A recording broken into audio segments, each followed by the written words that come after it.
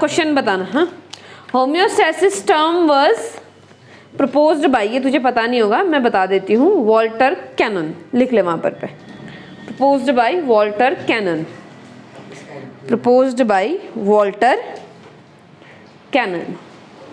अगला, excretion in the form of uric acid and urates in bird is helpful in, किस चीज़ में helpful है? Number 1 conserving body heat, number 2 eliminating excess water, number 3 conserving body water, number 4 eliminating body water.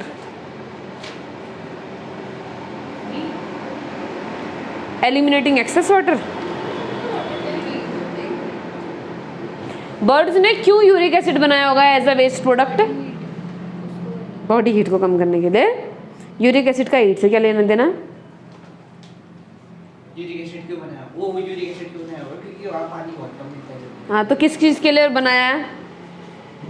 Conserving body water, शरीर के पानी को बचाने के लिए। क्योंकि अगर यूरिया होता तो ज़्यादा पानी निकालना पड़ता ना बॉडी से बाहर, तो वाटर को, वेस्ट को बचाने के लिए उन्होंने क्या किया? यूरिक एसिड का यूज़ किया। ठीक है, अगला, which of the following is the simplest excretory organ? सबसे सिंपल एक्सक्रीटरी ऑर्गन कौन है? Alveoli, flame cells, nephridia, kidney. Simplest कह रही हूँ मैं, स्मॉलेस्ट नहीं कह रही, सिंपलेस्ट। फ्लेम सेल्स, या फिर क्या नाम भी इनका, और क्या नाम है इनका? प्रोटोनेफ्रिडिया। अगला, in comparison to urea ammonia is less toxic, toxic, highly toxic, non highly toxic. अगला, uric acid is nitrogenous waste in mammals and mollusc, birds and lizards, frogs and cartilaginous fishes, insects and bony fishes, birds और lizards. Which excretory material is least toxic? Ammonia, urea, uric acid, और are equally toxic? Uric acid. तो अपना कर, conversion of protein waste ammonia into urea occur इन, कहाँ होता है ये बताना है। और इसी में नंबर 2 है यूरिया इज सिंथेसाइज्ड इन। दोनों में, दोनों क्वेश्चन का आंसर सेम है। हाँ, option 1 kidney, option 2 lungs, option 3 intestine, option D liver. Kidney. Arginine ornithine cycle कहाँ होती है, जिसको हम यूरिया साइकिल भी बोलते हैं?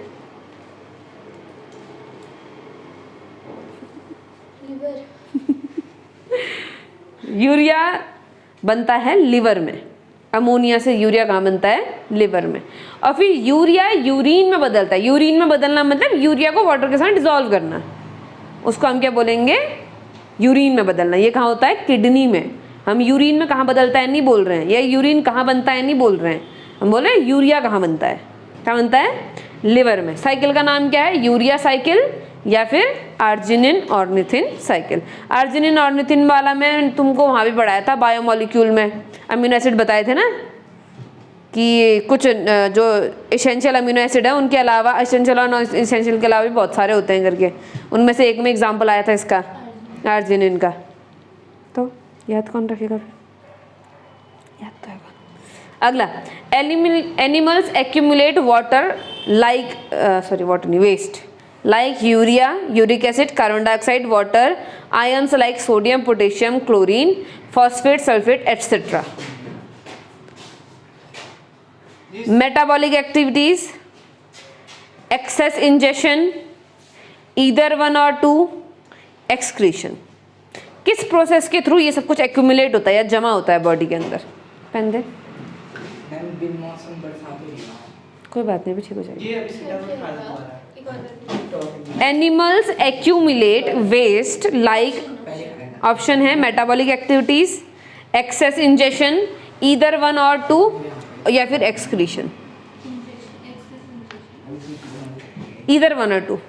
मेटाबॉलिज्म के थ्रू भी तो बनती है ना ये चीज़ें, नहीं बनती? यूरिया नहीं बन रहा मेटाबॉलिज्म की वजह से, अमोनिया नहीं बन रहा मेटाबॉलिज्म की वजह से बन रहा है ना, और एक्सेस इंजेशन की वजह से भी होता है, और मेटाबॉलिज्म की वजह से भी होता है। तो ईदर वन और टू होगा इसका आंसर। ठीक है, अगला question, order of toxicity among ammonia, urea and uric acid. ठीक है, uric acid less than urea less than ammonia, uric acid less than ammonia less than urea, urea less than uric acid less than ammonia, या फिर ammonia less than urea less than uric acid? A, uric acid फिर urea फिर ammonia. ठीक है, अब match the column खेलना है। हाँ हाँ, ये तो तुम 3 ऑप्शन में पहले बता देते हो, अमोनोटैलिक, यूरियोटैलिक और यूरिकोटैलिक। ठीक है, अब बताना aquatic invertebrates, invertebrates, aquatic invertebrates एक ही है वर्ड, कौन से में आएगा? उसमें फर्स्ट वाले में अमोनिया वाली अमोनोटैलिक। ठीक है, reptiles reptiles uricotelic uricotelics, birds uricotelic, amphibians amphibians ureotelic, mammals monotelic दोनों हो सकते हैं। एम्फीबियंस हो सकते हैं। जब हम नॉर्मली एम्फीबियन बोलेंगे तो यूरियोटैलिक बोलेंगे, अगर एक्वेटिक वर्ड लगा दिया फिर अमोनोटैलिक। Mammals ureotelic. लास्ट नहीं, अभी एक दो क्वेश्चन आ रहा है। क्वेश्चन है, among ammonia, uric acid and urea which one needs the least amount of water to excrete? Uric acid. Ammonia produced by metabolism is converted into A in the B in ureotelic and released into the blood which is filtered and excreted out by C. Converted into urea in liver, Excreted out by kidney. Very good. चलो last, अरे इसमें तो match the column है। फिर तूने ये बताना मुझे खाली कि कौन से ऑर्गन से एक्सक्रीट करते हैं करके। ठीक है, एक्सक्रीटरी ऑर्गन कौन सा है? एनिलिडा में नेफ्रिडिया, प्लेटी हेलमेंट्स एंड रोटिफर्स में प्रोटोनेफ्रिडिया, वर्टिब्रेट्स में सिंपल ट्यूबुलर फॉर्म या कॉम्प्लेक्स ट्यूबुलर फॉर्म? कॉम्प्लेक्स ना, nephron is a complex tubular form. Most in vertebrates, invertebrates, ज़्यादातर इनवर्टिब्रेट्स में क्या होता है? Simple tubular form, simple tubular form. ठीक है, चलो अब आते हैं हम अपना ह्यूमन एक्सक्रीटरी सिस्टम के अंदर। हेडिंग डालेंगे ह्यूमन एक्सक्रीटरी सिस्टम, यही है मेन चीज़ जो हमने इधर पढ़नी है। इस चैप्टर में हमने यही पढ़ना है। आज हम ऑर्गन पढ़ लेंगे, सिस्टम पढ़ लेंगे, फिर कल हम लोग नेफ्रॉन की तरफ को बढ़ेंगे। Okay,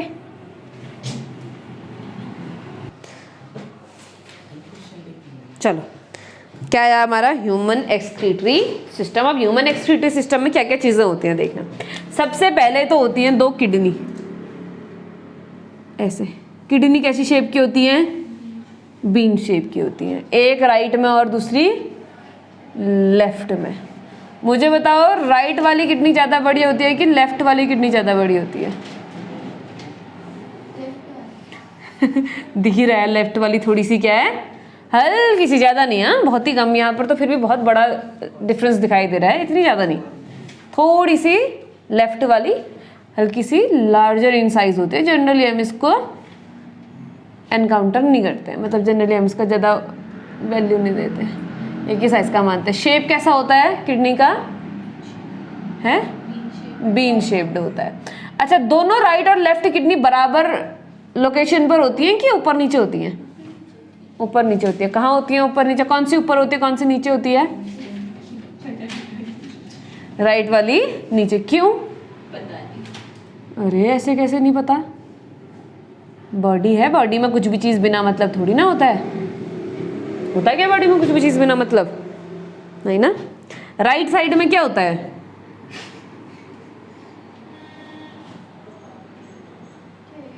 liver. क्या?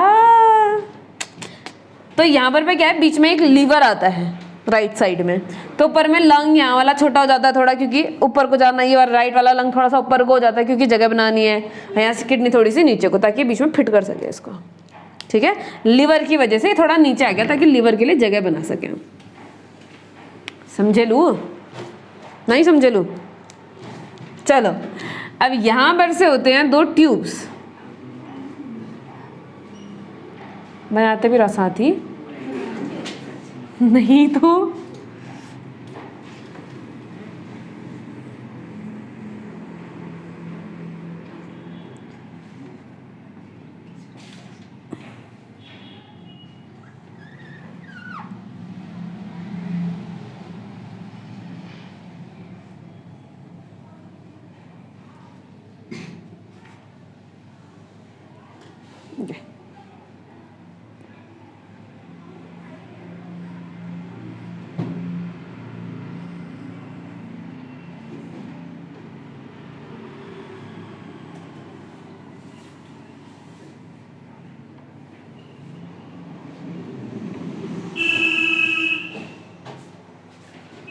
मुझे पता था ये बह गया होगा यहाँ की तरफ को करके।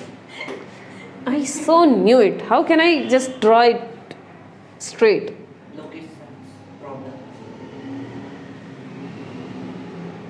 लोकेश सर की कहाँ यार, जितनी बड़ी ये प्रॉब्लम मेरे लिए हो गई है। एक तो बायोलॉजी,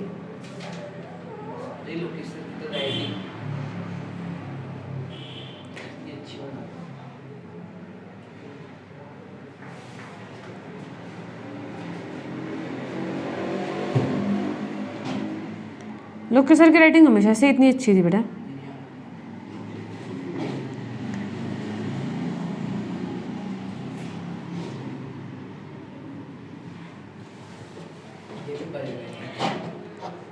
अब मुझे वहां से देख के लग रहा है कि टेढ़ा हो गया है। हैं? हाँ लेकिन नहीं हो रहा है, अभी दूर देख के बनाया ना। उतना नहीं हो रहा है। अपना काम कर तू। चलो ठीक है, तो हमारे पास में क्या है, 1 पेयर ऑफ किडनी। किडनी कितनी है, 1 पेयर, दोनों साइड में, एक राइट साइड और एक लेफ्ट साइड।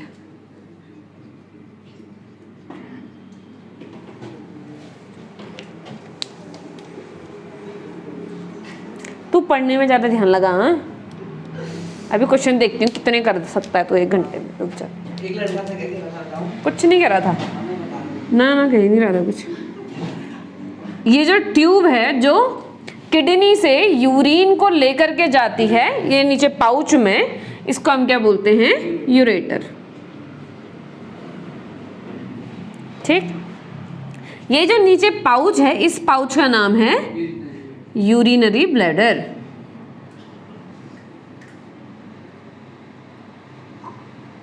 NN या NA? NA या NNA? Urinary bladder.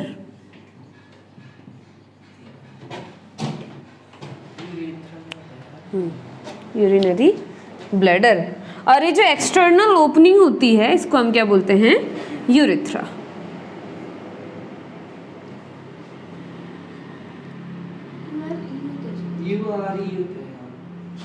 URE, urethra. वही तो मैं सोच रहा हूँ, ये स्पेलिंग गलत कैसे नहीं कर गया। मैं वैसे उसको ही करने ही वाली थी खुद ही से, हो गया। वो तो मैं वर्ड पूरा खत्म होने का। ऐसा तो सब कहती हैं। ना मैं कभी बोलती हूँ ऐसा नहीं बोलती ना, नहीं बोलती। हमेशा बोलते हो आप। चलो, तो हमारे पास में क्या है, 1 पेयर ऑफ किडनी है, 2 हमारे पास में यूरेटर हैं, ये हमारा यूरिनरी ब्लैडर है, पाउच लाइक स्ट्रक्चर, और ये नीचे क्या है, यूरेथ्रा है। ठीक है, किडनी, इसका तो अभी हम डिटेल्ड स्ट्रक्चर और पढ़ने वाले हैं, फिलहाल के लिए बस इतना बता देती हूँ कि जो किडनी है, इसको बाहर से प्रोटेक्ट करने के लिए एक लेयर होती है। किडनी की जो आउटर मोस्ट लेयर होती है, ये इसको क्या करती है, प्रोटेक्ट करती है। और बताओ, ऑर्गन्स को प्रोटेक्ट करने वाली लेयर जनरली क्या होती है,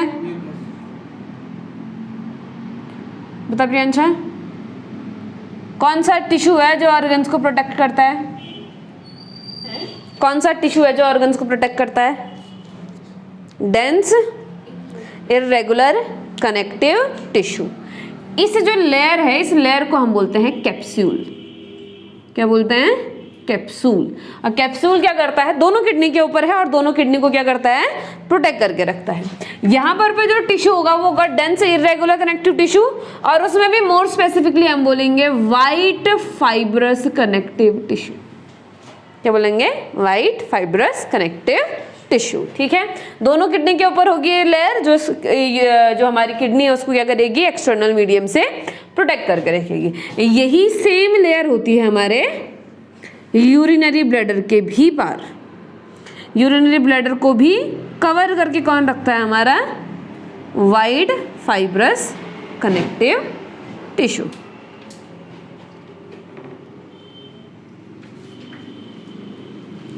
यहाँ पर भी कौन है, कैप्सूल।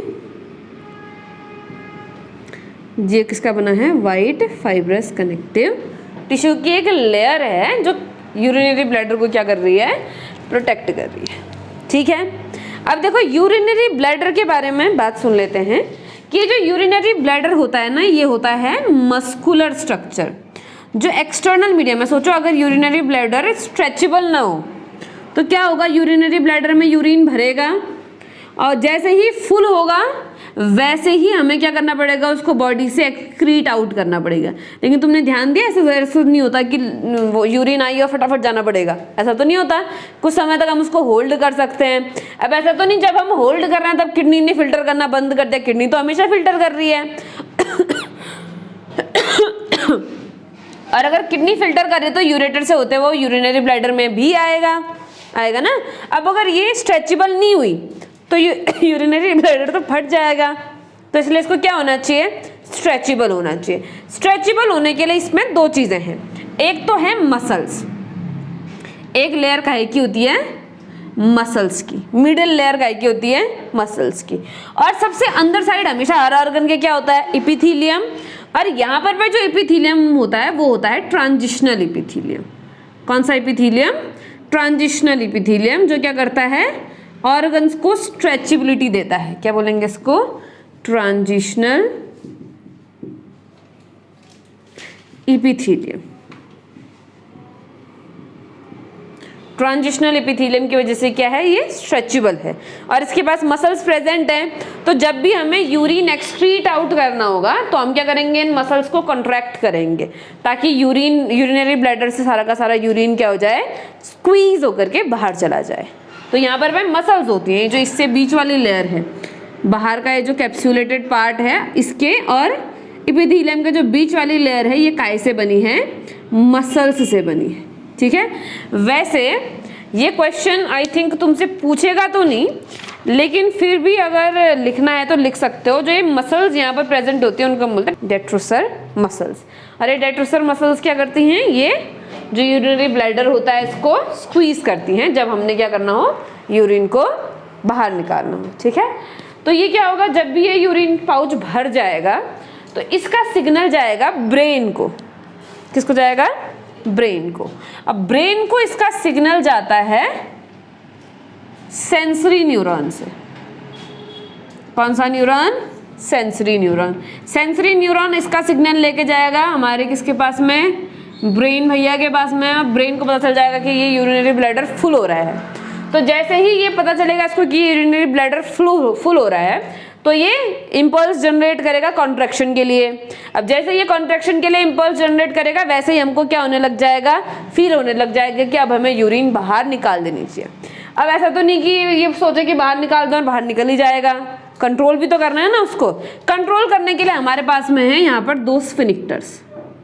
ये दोनों क्या हैं, स्फिनिक्टर्स। अगर तुमने कभी जिंदगी में डाइजेस्टिव सिस्टम पढ़ा है तो स्फिनिक्टर पढ़ा होगा, वहाँ स्टमक से ऊपर होता है एक ऐसा मसल्स का स्क्वीज टाइप का, जो क्या करता है, स्फिनिक्टर क्या करता है, एंट्री को ब्लॉक करता है, एंट्री को कंट्रोल करता है, एक तरीके से समझ सकते हो तुम।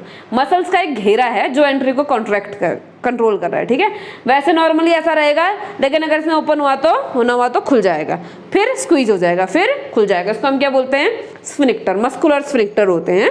अब ये दो हैं, एक है ये इंटरनल स्फिनिक्टर और ये क्या है, एक्सटर्नल स्फिनिक्टर। इसमें जो इंटरनल स्फिनिक्टर है ना, ये है इनवॉलेंट्री।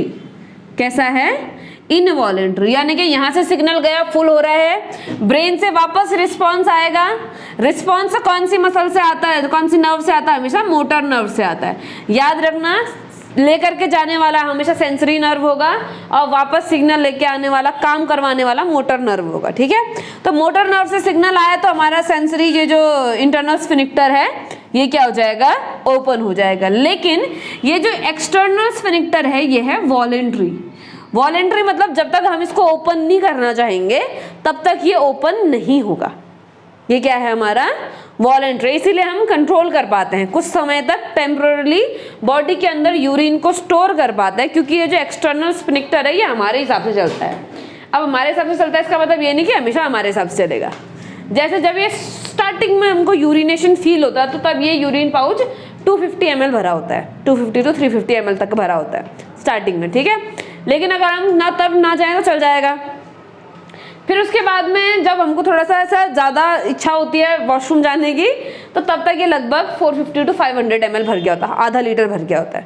लेकिन अगर कोई कंडीशन से तुम तब भी नहीं, ऐसे वाली कंडीशन में बहुत आपको यूरिन लगेगी, ठीक है, जब 500 ml भर गया होगा तो जनरली इस समय पर खुद चल जाते हैं लोग। लेकिन तब भी अगर कोई नहीं गया किसी वजह से, तो ये मैक्स टू मैक्स 1 लीटर तक झेल सकता है। 1 लीटर के पार गया तो फिर ये तुम्हारे कंट्रोल से बाहर हो जाएगा, क्योंकि उससे ज़्यादा अगर ये फूलेगा तो फिर ये बस्ट कर जाएगा, तो उस समय पे इसका कंट्रोल सब खत्म, तो फिर हम इसको कंट्रोल नहीं कर सकते। 1 लीटर तक हम इसको कंट्रोल कर सकते हैं। यानी कि सोचो ये पाउच जो खाली 250 ml कैरी कर रहा था, ये फूलते फूलते 1 लीटर तक कैरी कर सकता है, इतनी इसकी कैपेसिटी है, मैक्सिमम कैपेसिटी 1 लीटर है। 1 लीटर से ज़्यादा अगर जाएगा तो फिर तो क्या ही बताना, फिर कंट्रोल में नहीं रहेगा हमारे हाथ में सामान, ठीक है। तो इसीलिए ये स्फिंक्टर क्या कर रहे हैं, यहाँ पर यूरिन के एग्जिट को क्या कर रहे हैं, कंट्रोल कर रहे हैं। और ये स्फिंक्टर कहाँ है, दोनों यूरिथ्रा में है। स्फिंक्टर कहाँ होते हैं, यूरिथ्रा में, अपर और लोअर पार्ट में। फीमेल्स में तो यूरिथ्रा क्या होता है, स्मॉल होता है, तो यहाँ पर बस स्फिंक्टर की भी लोकेशन क्या होती है, नियर होती है। मेम्ब्रेनस पार्ट कहते हैं, मेम्ब्रेनस पार्ट में होता है ये प्रेजेंट, ठीक है। लेकिन मेल्स में तो यूरिथ्रा लॉन्ग होता है बहुत ज़्यादा, तो मेल्स में ये जो स्फिंक्टर हैं ये भी थोड़ा सा दूर प्लेस्ड होते हैं, ठीक। ये हो गया क्या हमारा थोड़ा सा बहुत स्ट्रक्चर इसका, ठीक है। अब हम इसके थोड़ा सा, अच्छा ये बता देती हूँ मैं, ये जो सिस्टम है जो इसके कंट्रोल को रखता है यूरिनेशन को, साइंस की लैंग्वेज में MICTURITION, यूरिनेशन के लिए फैंसी वर्ड, बायोलॉजी वाला वर्ड, ठीक है। यूरिनेशन को बायोलॉजी में हम क्या बोलते हैं, मिक्चुरेशन। तो अगर क्वेश्चन आएगा कि मिक्चुरेशन को कौन सा नर्वस सिस्टम कंट्रोल करता है, मिक्चुरेशन को कौन सा नर्वस सिस्टम कंट्रोल करता है, तो हमारे पास दो हैं, सिंपैथेटिक और पैरासिम्पैथेटिक। मिक्चुरेशन को कंट्रोल करता है पैरासिम्पैथेटिक नर्वस सिस्टम। अब ये जब हम नर्वस सिस्टम पढ़ेंगे तब समझ में आएगा ज़्यादा डिटेल में। अभी बस इतना याद रखो, सिंपैथेटिक और पैरासिम्पैथेटिक होता है। ये हमने वहाँ भी पढ़ रखा है जहाँ पर हम रेस्पिरेशन का कंट्रोल पढ़ रहे थे कि पैरासिम्पैथेटिक करता है, सिंपैथेटिक करता है कंट्रोल करके, वहाँ पर भी पढ़ा है, याद नहीं होगा ना, वेरी गुड। मिक्चुरेशन को कौन कंट्रोल करता है, पैरासिम्पैथेटिक नर्वस सिस्टम कंट्रोल करता है, ठीक है।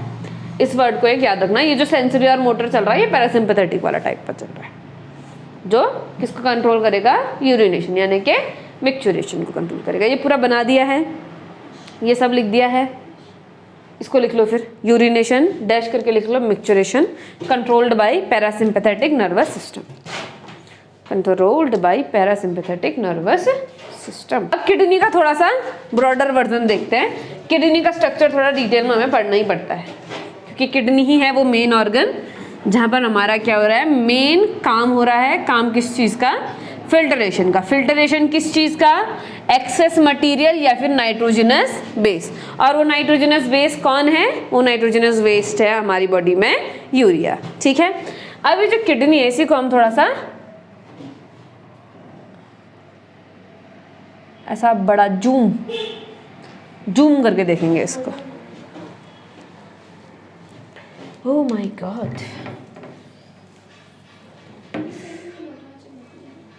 चमक रहा है, ये तो मिटाना पड़ेगा फिर हमको। नहीं रहने दे,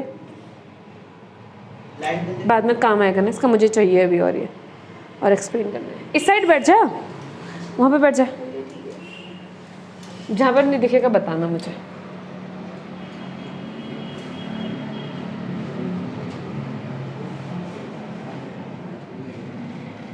चलो गला है, मिटा देती हूँ, दिखाई चली तो फिर क्या फायदा।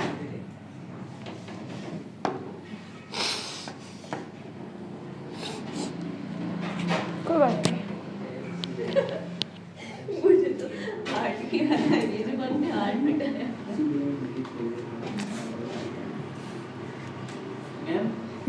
एक दिन मान गणपति वाली बात कर रहे हैं ना, कैसी बात कर रहा है, क्या बल्ली की रात को आर्यभट्ट को पीछे छोड़ेगा नहीं छोड़ेगा, बता पहले। छोड़ देगा। अच्छा बता फिर। क्या बल्ली की रात को लाइट बंद रहने से अंधेरा हो जाता है, हमें कुछ दिखाई नहीं देते, और कुछ समय बाद फिर उजाला हो जाता है सुबह, फिर हमें दिखाई देते हैं। सच में, सही में ये तो तूने आज नई बात बताई हमको। ये तो तूने आज नई बात बताई हमको। अरे नहीं तो खाली मजाक कर रहा है, मतलब ऐसा कुछ नहीं होता है, शुरू होती है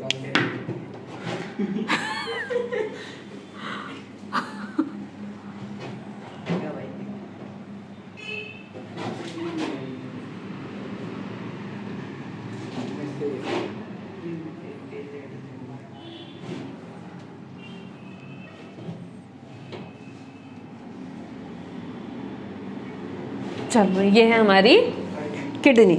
किडनी में जो आउटर मोस्ट कवरिंग हमें मिलने वाली है वो काहे की मिलने वाली, नाम क्या होने वाला है उस कवरिंग का? उस कवरिंग का नाम होने वाला है कैप्सूल। और कैप्सूल काहे का बना होगा? कैप्सूल बना होगा हमारा वाइट फाइब्रस कनेक्टिव टिश्यू का। कैप्सूल बना है वाइट फाइब्रस कनेक्टिव टिश्यू का। अब ये जो हमारा किडनी है, देखो शेप क्या है इसका? बीन शेप्ड है। इसकी जो लेंथ होती है ना, इसकी लेंथ होती है 10 to 12 सेंटीमीटर। लेंथ कितनी होती है? 10 to 12 सेंटीमीटर। जो विड्थ होती है ये होती है 5 to 7 सेंटीमीटर, ठीक है। और जो इसकी थिकनेस होती है ये होती है 2 to 6 सेंटीमीटर। लेंथ, विड्थ और थिकनेस। थिकनेस का मतलब है हमारी मोटाई से बात हो रही है यहाँ पर। 2 to 6 कहाँ लिख दिया? 2 to 3, 2 to 3 सेंटीमीटर। ये क्या इसका डायमेंशन है? क्या लिखोगे? डायमेंशन करके लिखना नीचे अलग से, इस पन्ने को छोड़ करके दूसरे पेज में लिखना है इसको, ठीक है। हाँ वहाँ पर लिख ले, पीछे वाले पेज में लिख ले, ठीक है।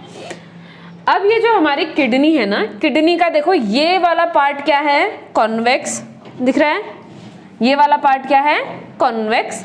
और ये वाला पार्ट कैसा दिख रहा है? कॉनकेव। यहाँ पर मैंने थोड़ा सा इसको ऊंचा बना रखा है, लेकिन इस टाइप का होगा, ठीक है। ये वाला पार्ट कैसा है? कॉनकेव। अगर हम वैसे देखेंगे तो ये क्या है? देखो कॉन्वेक्स, और ये पार्ट क्या अंदर को घुसा है, देखो ऐसे करके। तो ये कैसा पार्ट है? कॉनकेव पार्ट है। कॉनकेव वाले पार्ट को हम बोलते हैं हाइलम, हाइलम या हाइलस। कॉनकेव वाले पार्ट को हम क्या बोलते हैं? हाइलम या हाइलस। और इसी हाइलम या हाइलस से क्या क्या अंदर और बाहर आता है? ध्यान देना, रीनल आर्टरी अंदर आती है इससे। कौन अंदर आती है? Renal artery. रीनल वेन अंदर आती है इससे, अंदर आती है, मतलब रीनल आर्टरी अंदर आएगी, रीनल वेन बाहर ले जाएगी। आर्टरी अंदर की तरफ को, वेन बाहर की तरफ को।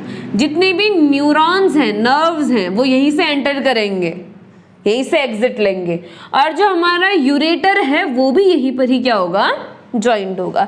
तो जो भी चीज़ें किडनी से अंदर आएंगी या फिर किडनी से बाहर जाएंगी, सब किस जगह पर से आएंगी? जाएंगी हाइलम या हाइलस वाली जगह से। इसके अलावा बाकी किसी भी पार्ट से ना ही कोई चीज़ अंदर आएगी, ना ही कोई चीज़ बाहर जाएगी, ठीक है। ये जो किडनी है हमारी, इसके जस्ट ऊपर पे हमारे पास में यहाँ एक ग्लैंड होता है, जिस ग्लैंड को हम क्या बोलते हैं? Adrenal gland. एड मतलब अबव, रीनल मतलब kidney. Adrenal, adrenal gland. Adrenal gland से बहुत सारे हार्मोन्स निकलते हैं हमारे, ठीक है। अब ये हमारा आ गया हमारा किडनी वाला पार्ट। किडनी वाला जो पार्ट है, इस पार्ट को हम दो भागों में डिवाइड कर सकते हैं। यहाँ से ध्यान से देखना, जहाँ से यूरेटर वगैरह एंटर करते हैं ना, इसके यहाँ पर बुक में आपका लिखा हुआ है कि कोन शेप्ड स्ट्रक्चर होता है। कैसा स्ट्रक्चर होता है? कोन शेप्ड स्ट्रक्चर होता है। और इस कोन शेप्ड स्ट्रक्चर को हम बोलते हैं पेल्विस, रीनल पेल्विस। क्या बोलते हैं? पेल्विस, रीनल पेल्विस कहेंगे हम इसको, रीनल पेल्विस। और ये रीनल पेल्विस वाले पार्ट से आगे की तरफ को हमारे पास में दो रीजन्स आते हैं।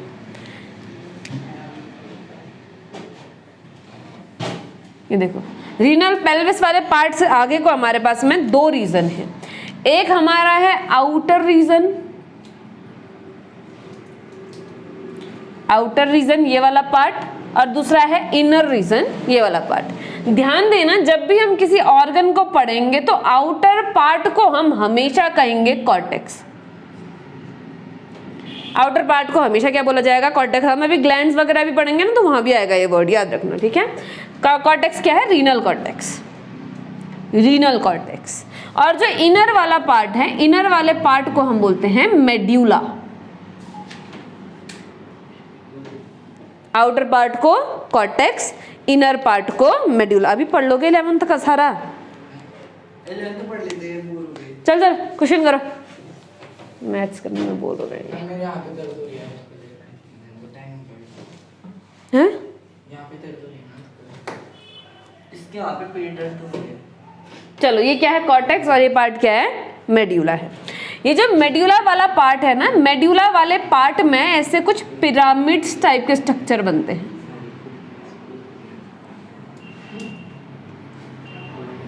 एट टू 12 ऐसे पिरामिड लाइक स्ट्रक्चर्स होते हैं। हम यहाँ पर उतने तो बना नहीं पाएंगे, लेकिन जितने भी बना पाएंगे।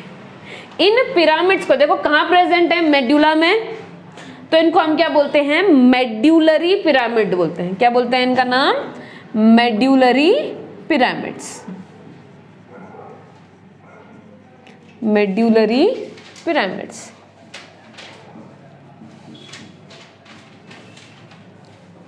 क्या नाम है? मेड्यूलरी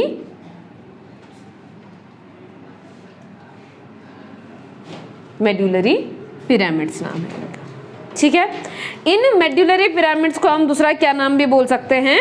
इनको हम दूसरा नाम बोल सकते हैं रीनल पिरामिड्स। आपकी बुक जो है ना, आपकी बुक में इनको रीनल पिरामिड्स लिखा हुआ है, मेडुलरी पिरामिड्स या फिर रीनल पिरामिड्स लिखा हुआ है, तो ध्यान देना। रीनल पिरामिड भी इसी का नाम है, मेडुलरी पिरामिड भी इसी का नाम है। अब देखो ये मेडुलरी पिरामिड वाला ही पार्ट मेन पार्ट है मेड्यूला का। इसके बीच में देख रहे हो ये कुछ ऐसे पार्ट आया हुआ है इन पिरामिड्स के बीच बीच में। अब ये जो पार्ट है ना, ये कॉर्टेक्स का हिस्सा है।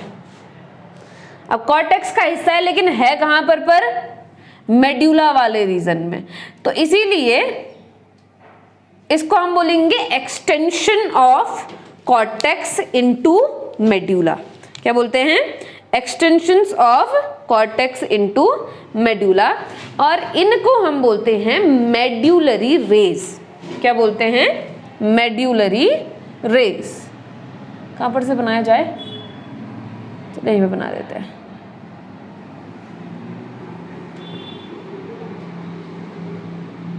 Medullary rays. इन्हीं को हम मेड्यूलरी कॉलम भी बोलते हैं और इन्हीं का दूसरा नाम है कॉलम्स ऑफ बर्टिनी। ठीक है, कॉलम्स ऑफ बर्टिनी क्या है? कॉर्टेक्स का एक्सटेंडेड पार्ट जो मेड्यूला के रीजन में आ गया है, उनको हम क्या बोलेंगे? कॉलम्स ऑफ बर्टिनी बोलेंगे। इतनी बात सही है। अब ये जो मेड्यूला है, मेड्यूलरी जो ये पिरामिड्स हैं, इनका ये जो ओपनिंग वाला हिस्सा है, इनको हम बोलते हैं पेपिला। क्या बोलते हैं इनको? पेपिला। इसको मिटा देते हैं, ठीक है।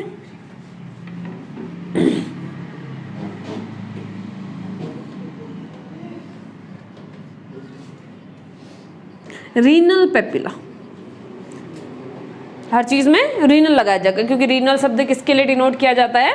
किडनीज के लिए डिनोट किया जाता है रीनल वर्ड।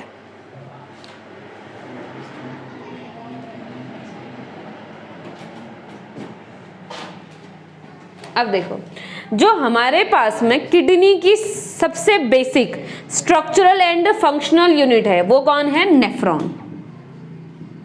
नेफ्रॉन्स क्या है? Functional and structural unit of kidney या फिर एक्सक्रीटरी सिस्टम। और ये जो नेफ्रॉन्स हैं ये प्रेजेंट होते हैं हमारे इन पिरामिड्स में। पिरामिड्स का नंबर कितना होता है बोला मैंने? 8 to 12 होता है नंबर, ठीक। और जो हमारे नेफ्रॉन्स है ना, वो हर एक किडनी में लगभग 1 मिलियन नेफ्रॉन प्रेजेंट होते हैं। हर एक किडनी में लगभग कितने नेफ्रॉन प्रेजेंट हैं? 1 मिलियन नेफ्रॉन प्रेजेंट हैं। अब अगर तुम्हें थोड़ा बहुत नेफ्रॉन का स्ट्रक्चर याद है, अभी बस थोड़ा बहुत याद होना है। याद भी क्या होना है कि यहाँ पर एक कलेक्टिंग डक्ट होती है करके, याद है ना? ऐसे नेफ्रॉन का ऐसा ग्लोमेरुलस वाला हिस्सा बनाते हैं, फिर पीसीटी, टीसीटी, हेनल्स लूप, डीसीटी और फिर कलेक्टिंग डक्ट। इतना याद है? इतना याद है? तो यहाँ पर भाई जो हमारा DCT है, DCT आकर के ओपन कहाँ पर होता है? कलेक्टिंग डक्ट में। और याद रखना एक कलेक्टिंग डक्ट में अप्रोक्सीमेटली 400 नेफ्रॉन्स ओपन होते हैं, यानी कि इस ट्यूब में कितने नेफ्रॉन्स हैं? 400 नेफ्रॉन्स प्रेजेंट है इस कलेक्टिंग डक्ट में। ठीक है, तो ये कलेक्टिंग डक्ट क्या करेंगे? यहाँ से किसको कलेक्ट करेंगे? यूरिन को। तो अगर मैं कभी नेफ्रॉन का स्ट्रक्चर में क्या क्या होता है बोलूंगी, तो आप ये नहीं बोलोगे कि ग्लोमेरुलस होता है, PCT होता है, हेनल्स लूप होता है, DCT होता है, कलेक्टिंग डक्ट भी होता है। नहीं, 400 में से किसका मानोगे तुम इसको? तो collecting duct is a different structure. ठीक है, नेफ्रॉन यहाँ पर तक है, ये क्या है? हमारी कलेक्टिंग डक्ट, जहां पर अप्रोक्सीमेटली कितने नेफ्रॉन आकर के ओपन होते हैं? 400। अब ये क्यों बता रही हूँ? क्योंकि कुछ बहुत कलेक्टिंग डक्ट मिल करके बनाते हैं डक्ट ऑफ बेलिनी। क्या बोलते हैं? Duct of Bellini, duct of Bellini. अब यहां पर देखना, इस मेडुलरी जो पिरामिड है, इस मेडुलरी पिरामिड में तो बहुत सारे होंगे नेफ्रॉन्स। उन नेफ्रॉन्स में से बहुत सारे क्या निकलेंगे? ऐसे ही कलेक्टिंग डक्ट। अब मैं बोल रही हूँ कि 400 नेफ्रॉन्स होते हैं, 400 कलेक्टिंग डक्ट, 400 नेफ्रॉन्स एक कलेक्टिंग डक्ट में ओपन होते हैं, और टोटल हमारे पास 1 मिलियन नेफ्रॉन है। तो कलेक्टिंग डक्ट कितनी होती होंगी? लगभग डिवाइड करते रहना, 1 मिलियन को डिवाइड करना है तुमने 400 से, 1 मिलियन को 400 से डिवाइड करना है तुम्हें, यानी कि 10 लाख को 400 से डिवाइड करना है। आंसर आता है 250। यानी कि हमारे पास में टोटल कितनी कलेक्टिंग डक्ट हैं? 250 कलेक्टिंग डक्ट है। 250 कलेक्टिंग डक्ट इन 8 से 12 मेडुलरी पिरामिड्स में क्या हो रखी हैं? फैली हुई हैं। अब कलेक्टिंग डक्ट डायरेक्टली तो ओपन नहीं होंगी यहाँ यूरेटर में, कुछ कलेक्टिंग डक्ट फ्यूज होंगी, और कलेक्टिंग डक्ट फ्यूज होकर के बनेंगी डक्ट ऑफ बेलिनी। क्या बनेंगी? थोड़ा सा यहाँ पर ऐसा स्ट्रक्चर बना देते हैं, ये हो गई हमारी कलेक्टिंग डक्ट। कलेक्टिंग डक्ट से ऐड होकर के फ्यूज होकर के क्या बनेंगे हमारे पास में? Duct of Bellini. क्या बनेंगी? Duct of Bellini. इसको हम बोलेंगे duct of Bellini. Very good, very good. हाँ, निकल जाओ, सब निकल जाओ। ये हमारी है एक कलेक्टिंग डक्ट, ये एक कलेक्टिंग नहीं, नेफ्रॉन है रे, ये देख, ये एनल्स लूप, ये DCT। अब लग रहा है थोड़ा थोड़ा नेफ्रॉन जैसा, कोई बात नहीं, ऐसा अज्यूम कर ले नेफ्रॉन है, और ये कलेक्टिंग डक्ट है उसकी। ठीक है, ऐसे बहुत सारी कलेक्टिंग डक्ट मिल करके क्या बन गई हैं? डक्ट ऑफ बेलिनी बन गई हैं। इसको हम क्या बोलेंगे? Duct of Bellini.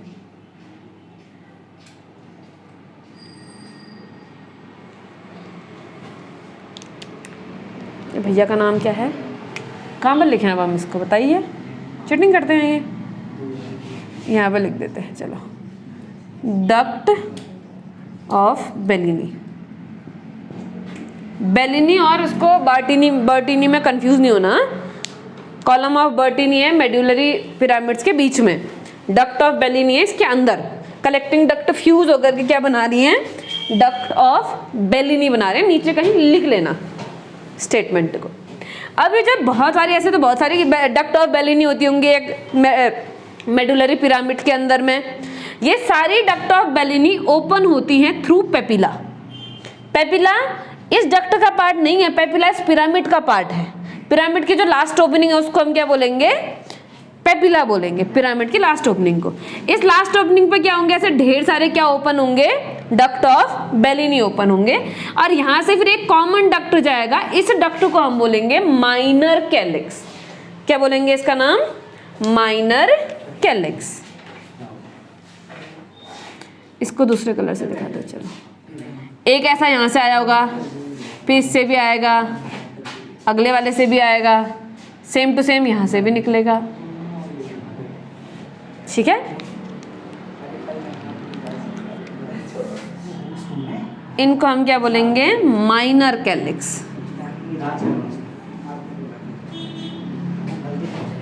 Minor calyx.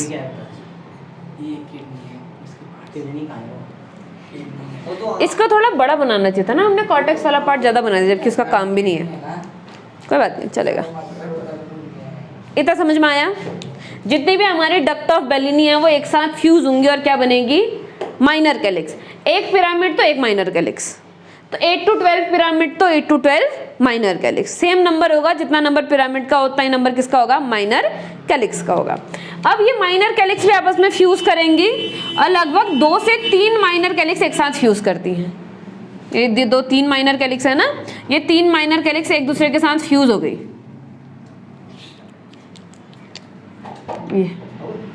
ये माइनर कैलिक्स, तो 2 से 3 माइनर कैलिक्स आपस में फ्यूज होंगे और एक ट्यूब बनेगी। इस ट्यूब को हम बोलेंगे मेजर कैलिक्स। इनको यही पढ़ाओगे, नीचे को लाओगे? नीचे को लाऊंगी थोड़ी देर में। नीचे को लाओगे तो साइकिल में लेके आना। ठीक ठीक है, नीचे ही लानी है, साइकिल आने के लिए साइकिल नीचे ही, चलो ठीक है, नहीं मेरे रूम को। Okay okay. तो 2 से 3 माइनर कैलिक्स मिलके कितने बनेंगे, एक मेजर कैलिक्स बनेंगे। तो ऐसे हमारे पास 8 to 12 हैं, यानी कि टोटल 3 से 4 मेजर कैलिक्स बननी है हमारे पास में, है ना। 3-4 एक साथ मिल करके बनाएंगी। तो ऐसे करके हमारे पास में 3 से 4 क्या मिल गई हमको, मेजर कैलिक्स मिल गई। और ये मेजर कैलिक्स आकर के कहाँ ओपन होंगी, पेल्विस वाले रीजन में। और फिर पेल्विस वाले रीजन में जाकर के किस में ओपन हो जाएंगे, हमारे यूरेटर में। किसमें ओपन हो गई, यूरेटर में। ये मिठाई किसके लिए है? कौन सी मिठाई, सरस्वती खा ले। सरस्वती खा ले और हम बोल रहे हैं डायबिटीज। हाँ ठीक है, तुमको तो हो जाएगी, कोई बात नहीं। ये देखो मेजर कैलिक्स कहाँ ओपन हुए, पेल्विस में। ये पूरा रीजन पेल्विस था ना, कोन लाइक स्ट्रक्चर को हम क्या बोलते हैं, पेल्विस। ये मेजर कहाँ खुल गई, पेल्विस में खुल गई। फिर पेल्विस से कहाँ चले जाएगा, यूरिन हमारा यूरेटर में चले जाएगा। ठीक है, अगर मैं पाथ पूछूं तो पाथ में क्या क्या आएगा, देखो यहाँ पर हम पाथ बना देते हैं, बस ये खत्म कर रहे हैं इसके बाद में। ठीक है, आज के लिए इतना ही, फिर मिलेंगे चलते चलते हैं। चलो यहाँ देखो, सबसे पहले क्या आएगा, नेफ्रॉन। नेफ्रॉन से क्या आएगा, कलेक्टिंग डक्ट।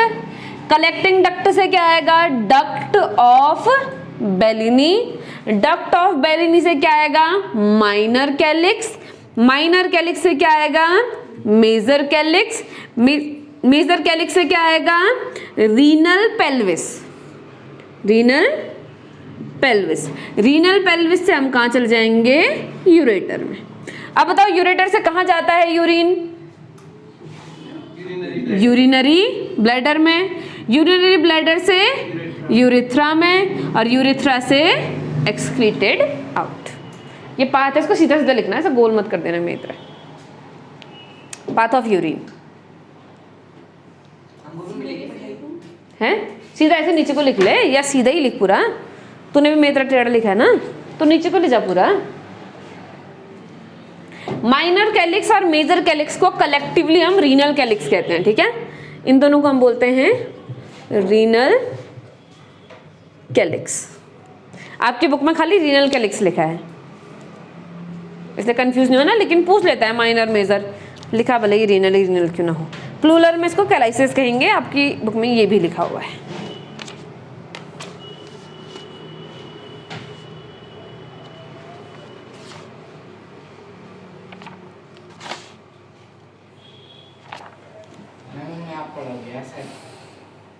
तो भी पढ़ाएगा, दिख जाएगा तुमको। रीनल पेल्विस का स्ट्रक्चर कैसा होता है, फनल शेप होता है। नाम याद रखना किसके लिए क्या बोला जा रहा है करके। रीनल पेल्विस, फिर यूरेटर। हाँ, रीनल कैलिक्स लिख ले। समझ में आ गया पक्का? मैंने तो उसको छोटा ही करा था, तूने तो कुछ ज्यादा ही बड़ा कर। Two steps ahead of me ना, always। चलो, इसके फिर मैं कल को क्वेश्चन पूछूंगी आपको से, ठीक है? चलेगा? यूरेथ्रा कैसा है, मेम्ब्रेनस डक्ट है, याद रखना। यूरेथ्रा कैसा है, मेम्ब्रेनस डक्ट है, जो यूरिनरी ब्लैडर से ओपन होता है एक्सटीरियरली। एक्सटीरियरली कहाँ होता, ओपन होता है? फीमेल्स में वल्वा में, और मेल्स में पेनिस में। ठीक है, हाँ, वल्वा। फीमेल जेनाइटल ऑर्गन को वल्वा बोला जाता है, वल्वा, वल्वा। युवुला, युवुला भी बोलते हैं, युवुला भी आता है एक्स्ट्रा, हलवा। हाँ।